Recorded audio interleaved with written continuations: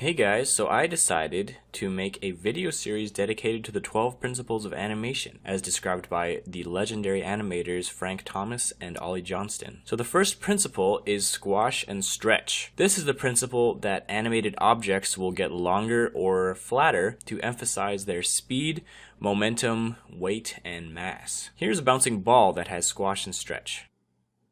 And here is one without squash and stretch. See the difference? The amount that an object squashes and stretches says something about its mass. The more squash and stretch, the softer the object. The less squash and stretch, the stiffer the object. This first one looks like a water balloon, and the second one probably would be a bowling ball. Squash and stretch applies to characters too. Look at how this figure is stretching from the speed that he's coming down with, and then he squashes after he lands before settling in his pose. You can also use squash and stretch to exaggerate facial expressions. Let's add some squash and stretch to this face. When his eyes are closed, his face is squashed, and when he opens his eyes in disbelief, his face stretches up and settles back to normal. It's very important to keep the volume of the object consistent. This is what a lot of people mess up with when they're first trying to do squash and stretch. They'll elongate the ball like this and flatten it like this. This is what you should not do. The overall volume of the ball must be the same. So as the ball gets longer, it also gets narrower. When it gets flatter, it also gets wider. The same goes with cubes. If you're going in with one line, the other lines must go in the opposite direction. The cube should start out narrow, get flat, get narrow again, and then rest. In-betweening with cubes is easy because you can measure the line in between the two lines and then connect them to make the cube. If you master squash and stretch with cubes, the next step is to try to do it in 3D. Another important note is that the ball does not have to be stretching the entire time that it's falling. When it's just starting to fall, it should have its normal shape for the most part. And then when it's just about to hit the bottom, that's when it has the most stretch. So do not overdo squash and stretch in this sense. This video is based on the 12 principles of animation as described by Frank Thomas and Ollie Johnston. Alright, the second principle of animation is called anticipation. This is when a character prepares for an action to give the audience a clue as to what is happening next, as well as to make the action appear more realistic. One example is when a character is about to jump. Before leaping into the air, he has to prepare for the action by crouching down to build energy. It's like a spring that coils up before releasing. Look at this character jumping without any anticipation. It looks very unrealistic because the energy to jump comes out of nowhere. Here's another example, a punch. To add power to the punch and communicate to the viewers that he is about to punch, he reaches his arm back and then punches. By contrast, having no anticipation results in a very weak punch. You'll see this in a lot of cartoons. Before running, a character will wind up before taking off. In the previous video about squash and stretch, this face actually uses anticipation as well. Instead of immediately stretching up, the face squashes first to anticipate the stretch and give it more power. Anticipation helps communicate actions to the audience by preparing them for the next action. This can happen in many ways. If a character is about to take something out of their pocket, they make their hand very visible and up in the air before going into the pocket. Otherwise, the audience might miss it and wonder how they got that object in the first place. The most important thing is that the viewer notices the hand and the pocket, so the character cannot be performing any competing actions. Let's say that something's about to happen on the right. A character may prepare for that action by pointing their eyes and head to look in that direction, leading the viewers to also look there. It's important to make it as easy as possible for the audience to understand what's going on without having to watch it twice. But this can also be used to trick the audience too, if you lead their eyes in one direction and then surprise them by having something happen on the other side of the screen. Taking anticipation a step further, you can actually have multiple levels of anticipation. Let's go back to our punch animation, where the character winds up before punching. This animation has one level of anticipation. Now look at this one. The character is actually winding up for his wind-up by going forward, then winding up, and then before punching, he throws his other arm back to further anticipate the punch. This punch is very complex. It's actually similar to what a baseball pitcher does when he's getting ready to throw the ball. This video is based on the 12 principles of animation as described by Frank Thomas and Ollie Johnston. So the third principle of animation is called staging. Staging is the presentation of any idea so that it is completely and unmistakably clear. This is a very broad principle because it covers so many areas of animation. It can apply to acting, timing, camera angle and position, and setting. So when you're animating, you want to be in full control of where the audience is looking. You're essentially saying, look at this, now look at this, and now look at this. This control is achieved through staging. All of the elements of the scene work together to move the viewer's eyes around the screen. Here's an example of bad staging. The characters are competing for stage presence, so the viewer doesn't know which one to look at. The camera has a lot to do with this. It's important to know when to be close up and when to be far away.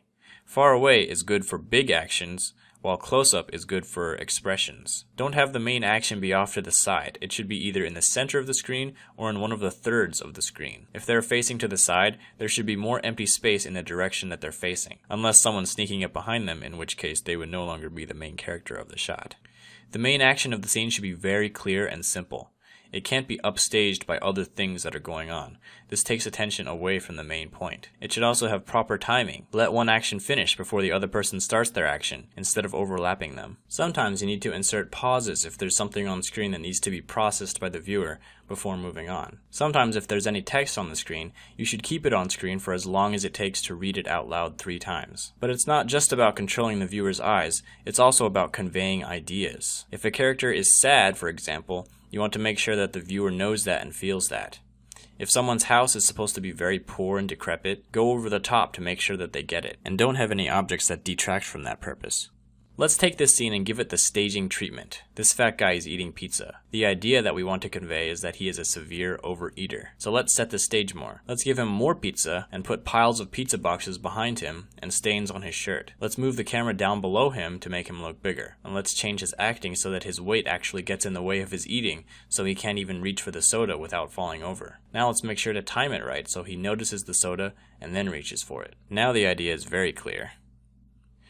This video is based on the 12 principles of animation as described by Frank Thomas and Ollie Johnston. Alright, so the 4th animation principle is called straight ahead and pose to pose. This term describes 2 methods used to animate drawings. The first method, straight ahead, is where you draw the first drawing, and then you draw the second drawing, and then the third drawing, and so on. It's basically animating as you go. The second method, pose to pose, is where you draw the beginning and end of each main pose and go back later to fill in the drawings in between. So there are benefits to both methods. Pose to pose is generally better for most actions because it gives you the most control. You have a good idea of what the action is going to look like very early in the process. So instead of worrying if the character is going to end up in the right place, you decide where they end up from the beginning and work backwards. Also, using straight ahead animation can lead to the character changing size or being on a different level from beginning to end. Pose to pose can save you a lot of work. If you were to animate a whole sequence straight ahead and then realize that one pose is off, you would have to change several drawings to fix that one pose. But with pose to pose, you do the main poses to see if it feels right, and you can catch problems early on. Straight ahead animation, on the other hand, is good for animation that is unpredictable. Some examples of this include fire, water particles, clouds of dust, explosions. The reason why straight ahead works well is because there are laws of physics that work at a constant rate, and it's hard to predict how it will work pose to pose. So when animating fire, for example, you just go with the flow based on what you know about fire, and let the fire kind of create itself. If we were to look at the beginning and end, we wouldn't even know how to in-between it. However, you can still use pose to pose to make the general shapes, and fill it in between to make it smoother. Another example of unpredictable animation is overlapping action, which will be covered in depth in the next video. Let's say that a character has floppy ears. You could draw the figure with his ears for each pose, and just draw the in-betweens accordingly, but another method is to animate the figure using pose to pose without the ears, and then going through and adding the ears using straight ahead. This is good because you can focus on the figure's movements without the distraction of having to do his ears, and you can also focus on the physics of his ears without the distraction of his body's movement. This also applies to hair, tails, and other appendages. When you work pose to pose, there's some vocabulary that goes into it. There are main poses called keys, secondary poses called extremes, and further broken down poses called breakdowns. Make the keys first, perfect them, then decide the farthest the character will go in each direction using extremes, and then decide how you want the extremes to connect using breakdown poses. At this point, you can start in-betweening. Working with this sort of hierarchy will give you the most control, as opposed to doing your pose to pose straight ahead, so to speak. This is like pose to pose within pose to pose, because you are perfecting the poses at each level before moving down to the next level. This video is based on the 12 principles of animation as described by Frank Thomas and Ollie Johnston. Alright, so the next principle of animation is called follow through and overlapping action. This is the technique of having body parts and appendages drag behind the rest of the body and continue to move when the body stops. Follow through and overlapping action are often associated with another technique called drag. These names all describe the same thing but in different ways. For example, follow-through refers to the way parts of the body continue to move after the body is stopped. Overlapping action describes the offset between the timing of the main body and its other parts. Drag describes the technique of delaying the movement of body parts in relation to the main body. All three of these are basically describing different aspects of the same thing. Follow-through and overlapping action add a great deal of realism to a character. Here's a character with and without follow-through and overlapping action. Basically, when the main body moves, the tip of the appendage should be the last to catch up, and when the body stops, the tip should follow through the farthest before settling back. This is true of not just appendages, but the whole body as well. When coming to a stop, often the body will follow through and then come back. Just as a character needs to anticipate his jump, he also needs to follow through his land.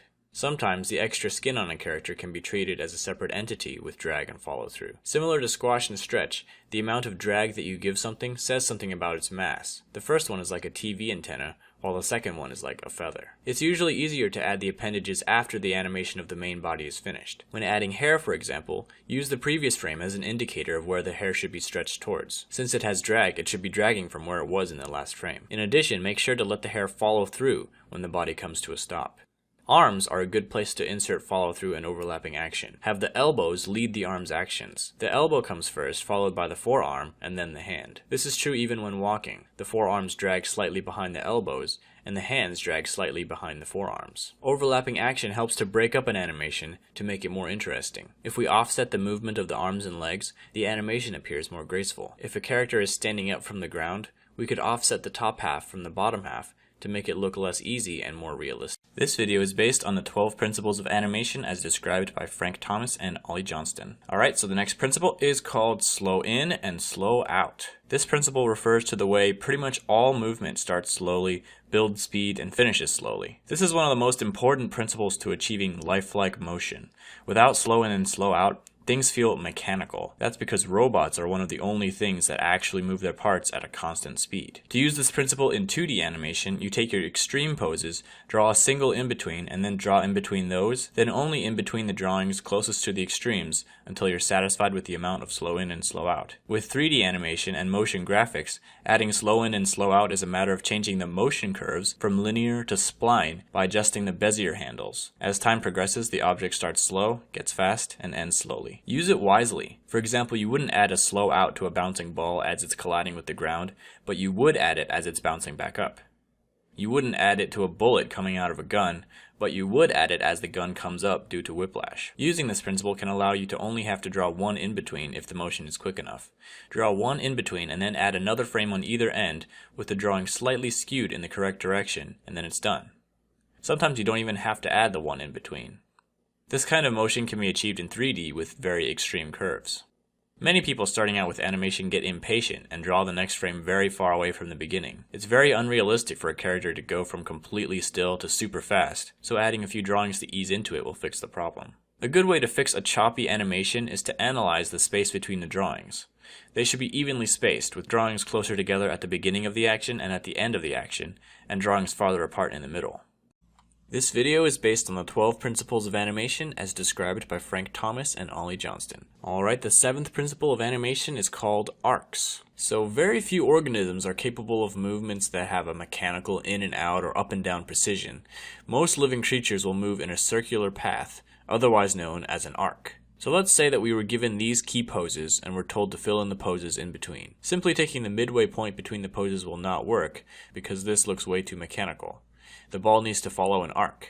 Of course, we also need to consider the slow in and out caused by gravity. When doing this in 3D and motion graphics, we can achieve this effect by keeping the movement in the x-axis constant, but giving the movement in the y-axis a slow in and slow out. This will give the ball its arc. Now let's look at this head turn. Right now it looks pretty dull and straight, but if we add an arc to it, it gives it a little bit more character.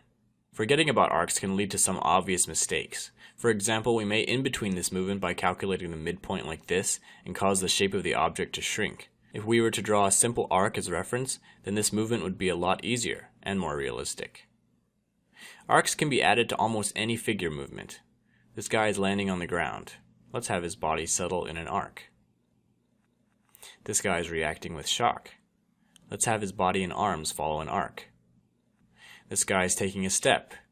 Have his body move down and up in an arc before he even takes his next step. This guy is kicking. have his leg and body follow through in an arc. When movements are very fast, you can add arcs in the form of a smear. Take the beginning and end pose and draw an arc in between and fill it in the same color as the object, maybe slightly transparent or fragmented towards the end of the action. So that's it for art. This video is based on the 12 principles of animation as described by Frank Thomas and Ollie Johnston. Okay, the next principle is called secondary action. This principle is often associated with overlapping action, although according to Frank and Ollie, it means something very different. Secondary action describes gestures that support the main action to add more dimension to the character animation. For example, a character may be walking angrily. The primary action is the legs, and the secondary action is everything else. The arms swinging, the head bobbing, and the facial movements. Let's say a character is about to knock on a door. The secondary action of the other hand will communicate what kind of door knocking this is. If it's a fist, it makes him look angry. If it's dainty, it gives him a graceful, happy vibe. If it's tucked close while the head looks back and forth before knocking, it communicates that he doesn't want to be discovered.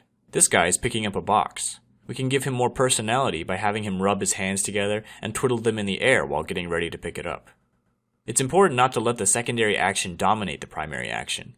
If a figure has a sad expression that should be seen, and we are adding a secondary action of wiping away a tear, the hand shouldn't cover the face. On the other hand, don't let it go unnoticed. People might not even notice that there's a tear there unless you give it its own time. This is why the principle of staging is very important in secondary action. So let's take this simple bite animation and give it some secondary action. First, let's make him lick his lips to show that he's hungry. Next, let's make him close his eyes and have his eyebrows go up, showing that he likes it. Last, let's make him shake his head because he cannot believe how good it tastes. The primary action is the bite, but all the secondary actions add more dimension to the bite. So that's all I've got for secondary action. This video is based on the 12 principles of animation as described by Frank Thomas and Ollie Johnston. So the next principle is called timing. This principle states that the personality and nature of an animation is greatly affected by the number of frames inserted between each main action. Basically, if you have many drawings that are very close together in between the two main poses, the action will be very slow. If you have very few drawings set far apart from each other, the action will be very fast. Less drawings means fast, more drawings means slow. One simple action can have 10 different meanings depending on how many frames you give it. This man is leaning from one shoulder to the other. With no in-betweens, it looks like his head is being hit by a tremendous force, nearly snapping off his neck. With one in-between, his head has been hit by a rolling pin or some other object. With two in-betweens, he has a muscle twitch. With three in-betweens, he's dodging the rolling pin or the other object. With four, he's saying, "Move it, get out of here." With five, he's more friendly, saying, "Over here, come on, hurry." With six, he sees a good-looking girl or the sports car he always wanted. With 7, he's trying to get a better look at something. With 8, he's searching for the peanut butter on the kitchen shelf. With 9, he is appraising something very thoughtfully. And with 10 in-betweens, he is stretching a sore muscle. The standard frame rate for movies is 24 frames per second. If one drawing is made for each frame, 24 drawings per second, that is called drawing on ones. If one drawing is made for every 2 frames, that's called drawing on twos, and every 3 drawings is threes, and so on. It's actually very common to draw on twos rather than ones for a few reasons. First, it cuts the amount of work in half. Second, it actually makes slow actions look smoother than if you were to draw every frame, because the precision needed to draw in between 2 very close drawings can lead to the animation looking jittery. Some would also say that drawing on twos is better for fast actions as well, because it gives a sparkle and spirit to the animation that would otherwise be too evenly timed and less lively if it were drawn on ones. But drawing on ones is necessary when there's a very fast action that needs to be read, often a scramble or a flurry of activity. And it's also everyone's choice how many drawings to put in between poses. Some people draw more or less frames depending on how much movement there is, and this can give a very dynamic effect to the animation. This video is based on the 12 principles of animation as described by Frank Thomas and Ollie Johnston. So the next principle is called exaggeration. Basically, every action, pose, and expression can be taken to the next level to increase the amount of impact on the viewer. So the early animators at Disney would get confused because Walt would tell them to add more realism, but then when they changed it, he would criticize the result because it wasn't exaggerated enough. In Walt's mind, there was probably no difference. Making it more realistic didn't mean make the physics and proportions more consistent with reality, but rather make the idea or essence of the action more apparent and real. So if a character was sad, make him sadder. Bright, make him brighter. Worried, make him more worried. Wild, make him wilder. Exaggeration doesn't mean more distorted, but more convincing. It's amazing how you can always add exaggeration. This animation looks finished, right? But let's give it some exaggeration. Now when we compare the two, the first one definitely looks less powerful, even though earlier we thought it was finished. When motions are quick, the exaggeration needs to be bigger in order to be noticed. This still frame looks way too extreme to be realistic, but when you play it in motion, it looks less extreme. That's because a lot of the frames that your eye perceives in a short time are less extreme frames, and only one of them is very extreme. So in order to boost its presence, you can either make it stay on screen longer, or make it more extreme. Since it's hard to tell how much room you have for exaggeration, a good rule to follow is to push the exaggeration level until it actually becomes too much. Then wind it back until you're satisfied with it. This way you see the whole range beforehand, instead of shooting in the dark. Alright, that's all I've got for exaggeration. This video is based on the 12 principles of animation as described by Frank Thomas and Ollie Johnston. So the next principle is called solid drawing. This principle is about making sure that forms feel like they are in three-dimensional space with volume, weight, and balance. One thing that makes animating a lot easier is being able to draw a figure from all angles. This requires knowledge of three-dimensional drawing. For example, when drawing a line on a sphere, it must follow the contour of the sphere's surface. A straight line instantly makes the circle look flat. When drawing cubes, avoid making parallel lines. Lines should be bent towards the vanishing point, otherwise it will look like a flat symbol or a logo. When doing a rough pass of the character, use basic solid shapes like spheres, cubes, and cylinders to construct the character, instead of circles, squares, and rectangles. This will help you be mindful of the space they're in. Another thing you can do is draw perspective lines on the ground to keep track of their distance from the camera, so that you can know when to draw them bigger or smaller. When moving on to the clean line version of your character, be very mindful of overlap, and try to include it whenever possible. Without overlap, everything appears to be on the same plane, but just adding a single line here and there can define where surfaces come out and where they recede. Another thing to note when doing lines is to avoid symmetry. Symmetrical lines look flat. Try to pair a straight line with a curved line, or offset two curved lines, so it looks more natural and dynamic. The principle of solid drawing applies to 3D animation as well, in regards to portraying weight and balance in the pose of a character. For example, avoid what's called twinning, which happens when the arms and legs and other paired features are doing the exact same thing. This is a known affliction that animators have to make a conscious effort to avoid. Instead, lean it over to one side, or put one hand on the hips, or give it a slouch, or do something to show that it has weight and has to keep its balance in a 3D environment. This video is based on the 12 principles of animation as described by Frank Thomas and Ollie Johnston. Alright, the last principle of animation is called appeal. Basically, characters that you animate should be somewhat pleasing to look at.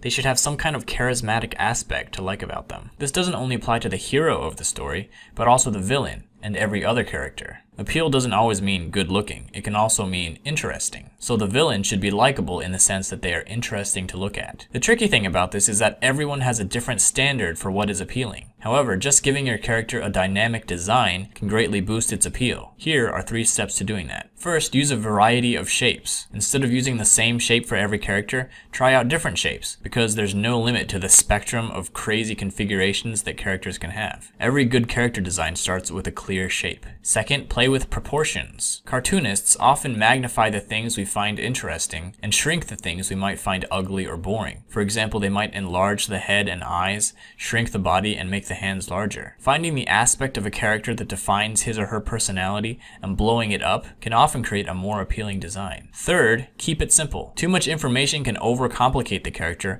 and also make it harder and more restraining to animate. This is a difference between drawing for illustration and drawing for animation. With animated characters, you have to pick and choose what details to keep because you're going to be drawing those details hundreds of times. So let's give some characters an appeal makeover. This king has a generic shape and not much personality. Let's make him more like an egg. Now his appeal comes from looking proud, powerful, and petite. This robot mercenary has too many details to see any personality. Let's pick a few details and emphasize them, remove the rest, and change his shape. Now he has a mysterious appeal to him. This fisherman looks pretty average. Let's adjust his proportions to emphasize his lankiness and make that his point of appeal.